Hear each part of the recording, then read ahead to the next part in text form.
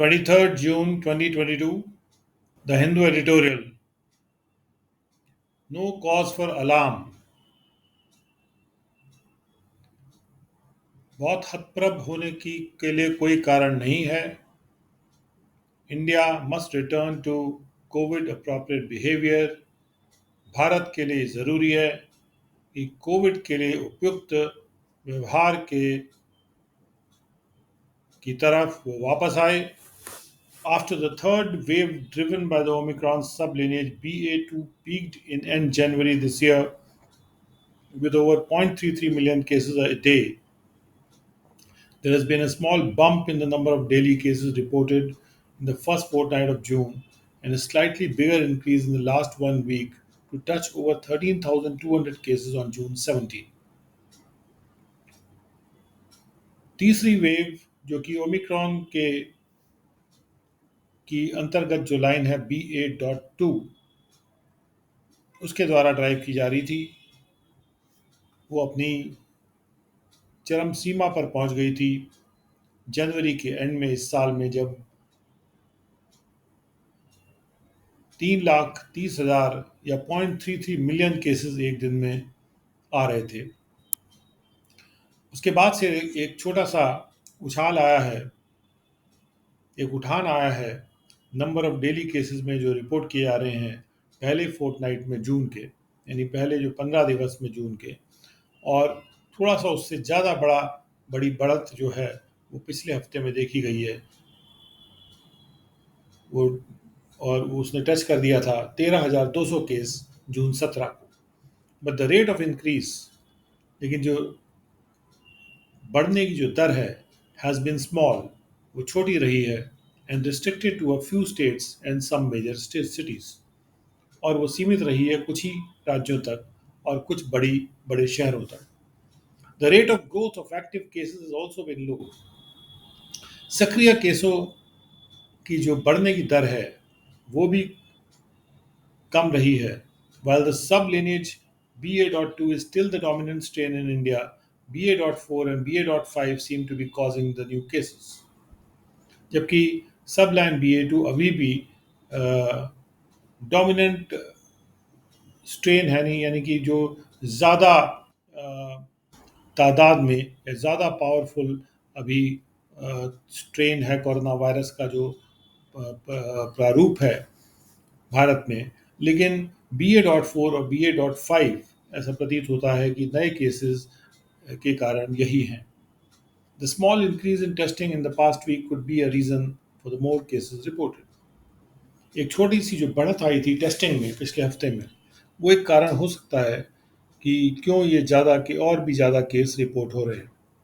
The 7-day average test positivity rate doubled from less than 1% in early June to over 2% by mid-June, and has been increasing incrementally since then to 2.7% on June 20.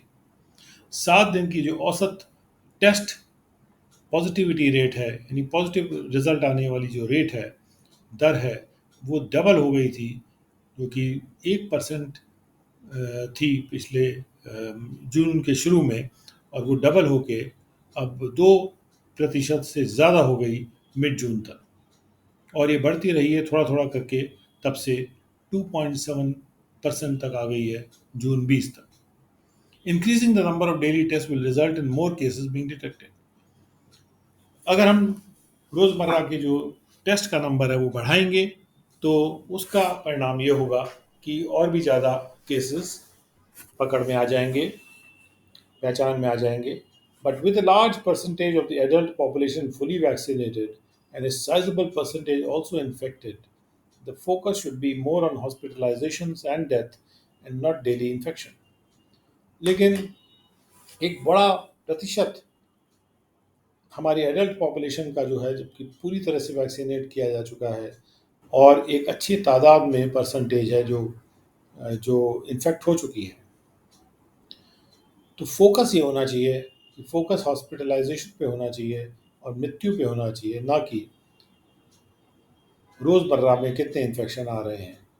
There has been a slight increase in hospitalization in few states, but there is no cause for alarm. थोड़ी सी बढ़त आई है hospitalisation में कुछ राज्यों में, लेकिन बहुत चिंता का कोई विषय नहीं है। एकदम से पैनिक मचा देने का, परेशान हो जाने का कोई विषय नहीं है। However, there has not been any increase in daily deaths. लेकिन बहरहाल रोज़मर्रा की मृत्यु में कोई भी बढ़त नहीं है। The small bump in daily cases seen in a few states for the last 3 weeks, therefore, does not appear to mark the beginning of a new wave. तो छोटा जो उछाल आया है डेली केसेस में, जो कि कुछ राज्यों में देखा गया है पिछले 3 हफ्तों में, ऐसा नहीं प्रतीत होता, इसलिए कि ये एक नई वेव की शुरुआत को चिन्हित कर रहा है। That said, the BA.4 and BA.5 sublineages are fast spreading to more countries in Europe with a concomitant increase in cases. ये कह देने के बाद ये कहना होगा कि BA.4 और BA.5 जो लाइन है या सब लाइन है कोरोना वायरस की, ये बहुत तेज़ी से फैल रही हैं, और भी देशों में फैल रही हैं, यूरोप में, और उसके साथ साथ केसेस का नंबर भी बढ़ रहा है। The BA.5 sublineage has become dominant in Portugal, leading to a surge in daily infections, hospitalizations, and even deaths, despite very high primary and booster dose vaccination coverage. BA.5 सबलाइन जो है वो dominant रही है Portugal में, और उससे एक बढ़त आई है डेली इन्फेक्शंस में, हॉस्पिटलाइजेशंस में और मृत्यु में भी, इसके बावजूद कि बहुत हाई प्राइमरी और बूस्टर डोज की वैक्सीनेशन का कवरेज पोर्चुगल में हो चुका है। The reasons for increase deaths are not known, कि क्यों ये बढ़ के मृत्यु हो रही हैं, इसके कारण नहीं जाना गया है।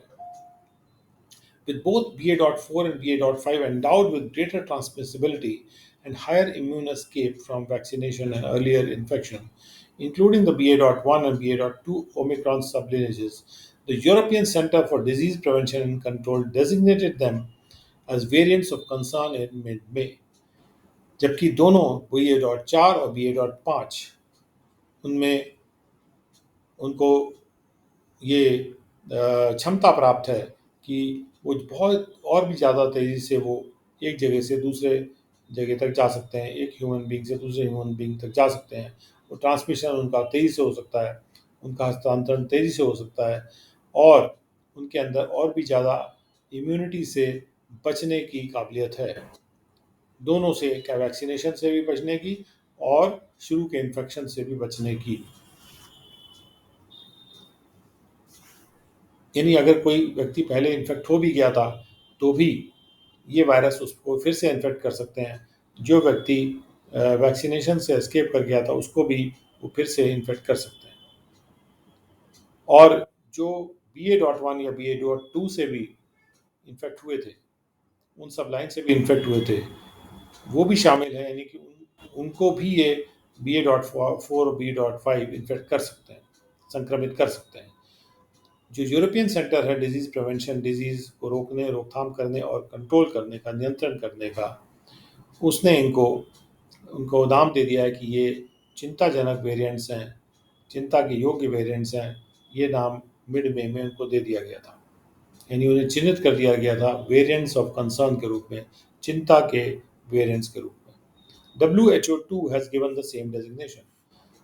वर्ल्ड हेल्थ ऑर्गेनाइजेशन, विश्व हेल्थ संगठन ने भी यही चिन्हीकरण किया है, यानी variants of concern. On June 13, ECDC cautioned that these sublineages will become dominant throughout Europe, leading to increased daily cases. जून 13 को ECDC ने, यानी European centre for disease prevention and control ने, ये चेतावनी दी कि ये जो सब लाइन है BA.4 और BA.5, ये डोमिनेंट बन जाएंगी पूरे यूरोप में, और इससे रोज़मर्रा के केसेस में बढ़त आएगी। However, it notes that based on limited data, the two sublineages do not appear to be associated with increased disease severity compared with BA.1 and BA.2. लेकिन बहरहाल ECDC ये भी नोट करता है कि हालांकि ये बहुत सीमित डेटा के आधार पर वो नोट कर रहा है कि ये जो दो सबलेन लाइन है BA.4 और BA.5, ऐसा नहीं प्रतीत होता कि इनके साथ जुड़े है और भी बढ़ी हुई तीव्रता वाली बीमारी। अगर हम उनको BA1 या BA2 सब वेरिएंट से कंपेयर करें तो, यानी जो बीमारी की तीव्रता है BA.4 और BA.5 की BA1 और BA.2 से और ज़्यादा बढ़कर नहीं है। हालांकि ये सीमित डेटा पर आधारित ये बात नोट की जा रही है। Given the greater transmissibility of BA.4 and BA.5 and immune escape, the sublineages may become dominant in India too, especially as COVID appropriate behavior is now poor. अगर हम देखें कि BA.4 और BA.5 में और भी ज़्यादा बढ़कर ट्रांसमिसिबिलिटी है, यानी तेज़ी से ट्रांसमिट होते हैं और इम्यूनिटी से भी ये एस्केप कर जाते हैं, यानी अगर किसी ने वैक्सीनेशन लगवा लिया है उसको भी ये संक्रमित कर सकते हैं। तो ये जो सब लाइन है ये डोमिनेंट हो सकती है इंडिया में भी, ख़ास तौर पे चूँकि अब कोविड के अनुसार जो बिहेवियर है, कोविड के लिए जो उपयुक्त व्यवहार है वो अब भारत में पुअर हो गया है।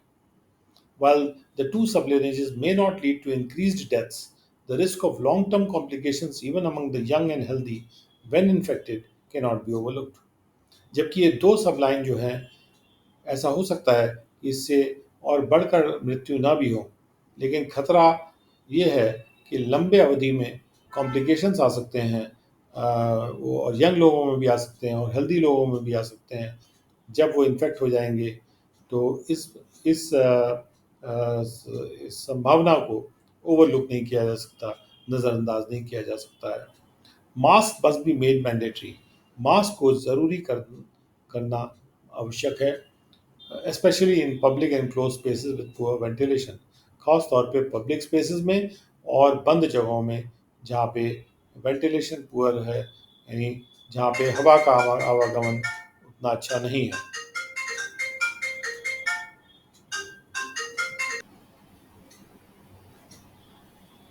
Second editorial, High Office. The opposition did not use the presidential election to counter the BJP's narrative. विपक्ष ने प्रेसिडेंट के इलेक्शन को इस्तेमाल नहीं किया बीजेपी के नैरेटिव को काउंटर करने के लिए, यानी उनके विपरीत कोई बात कहने के लिए। हाई ऑफिस यानी प्रेसिडेंट का जो हाई ऑफिस है उसके बारे में ये एडिटोरियल है। The BJP has stolen a march over the opposition by naming Draupadi Murmu as its candidate for president. BJP ने एक छोटी सी जीत हासिल की है ऑपोजिशन के ऊपर, द्रौपदी मुर्मू को प्रेसिडेंट के उम्मीदवार के रूप में नॉमिनेट करके या उनका नाम लेके। With the support of BJP allies and regional parties such as Odisha's BJD and Andhra Pradesh's YSRCP, she is poised to win and become the first from a tribal community to occupy the highest office of the republic.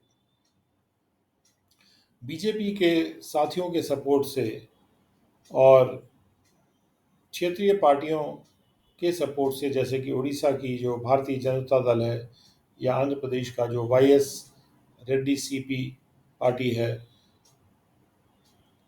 Draupadi Murmu तैयार हैं जीतने के लिए और एक tribal समुदाय से सबसे पहले व्यक्ति होने के लिए जो कि इस रिपब्लिक का सबसे उच्च ऑफिस को ऑक्यूपाई करेंगी।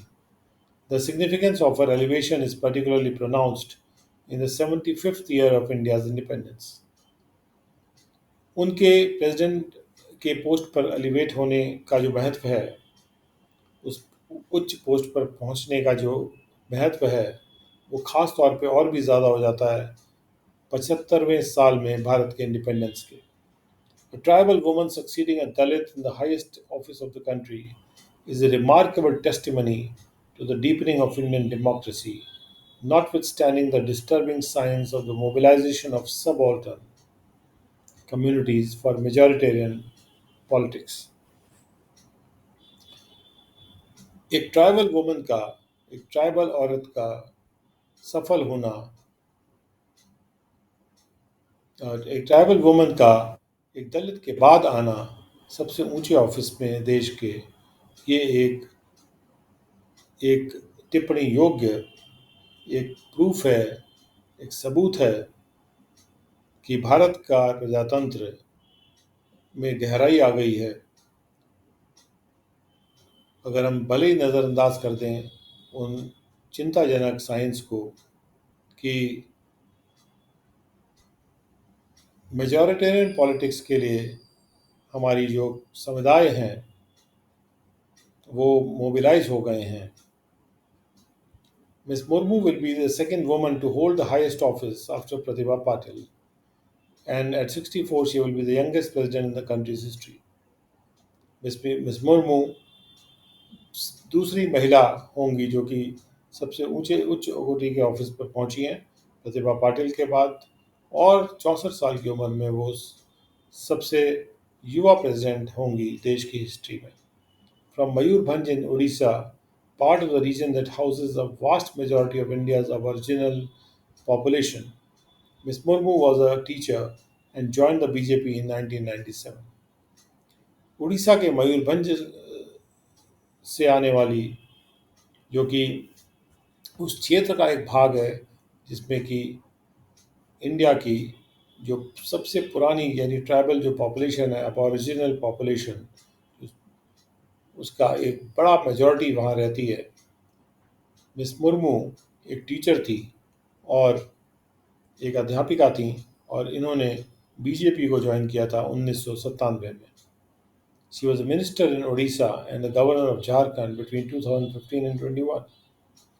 वो उड़ीसा में एक मंत्री थी और झारखंड में गवर्नर थी 2015 और 2021 के बीच में। Her nomination by the BJP for the highest office of the country signifies the party's sustained efforts to incorporate tribal communities politically and culturally. उनका नामित किया जाना बीजेपी के द्वारा सबसे उच्च ऑफिस के लिए देश के इस बात को महत्वपूर्ण बनाता है और इंगित करता है कि पार्टी का जो लगातार कोशिश है कि वो ट्राइबल समुदायों को राजनीतिक रूप से और सांस्कृतिक रूप से शामिल करे। Prime Minister Narendra Modi's personal signature on the decision is unmistakable and is in line with his relentless efforts to expand the BJP's social base wide and far. प्रधानमंत्री नरेंद्र मोदी का अपना खुद का हस्ताक्षर इस डिसीजन पे बिल्कुल साफ तौर पे दिखाई पड़ रहा है, यानी कि ऐसा लगता है कि प्राइम मिनिस्टर नरेंद्र मोदी ने ही ये निर्णय लिया है और ये उनके लगातार चलने वाले कोशिशों के लाइन में है कि बीजेपी का जो सामाजिक बेस है उसको विस्तृत रूप से और दूर तक फैलाया जाए। With numbers tilted in the BJP's favor, the opposition could have only used the contest for the highest office as an opportunity for political messaging. जबकि नंबर्स झुके हुए हैं बीजेपी के पक्ष में, जो विपक्ष है वो केवल इस कॉन्टेस्ट को, इस कंपटीशन को यूज़ कर सकता था, इसका इस्तेमाल कर सकता था इस हाईएस्ट ऑफिस के लिए जो कॉन्टेस्ट है उसका एक मौके के रूप में एक राजनीतिक मैसेज पहुंचाने के लिए। The joint candidate of the opposition parties, Yashwant Sinha, a former BJP leader and union minister in the Janata Dal and BJP governments, hardly serves that purpose. जो जॉइंट उम्मीदवार हैं ऑपोजिशन पार्टी के यशवंत सिन्हा, जो कि भूतपूर्व बीजेपी के leader हैं और यूनियन मिनिस्टर भी हैं, जनता दल और बीजेपी सरकार के रह चुके हैं, वो ये मुश्किल से इस पर्पज़ को सर्व करते हैं कि कोई पॉलिटिकल मैसेज वो दे सकें। For all his track record mister Sinha hardly represents anything political. अपने पूरे ट्रैक रिकॉर्ड के बावजूद भी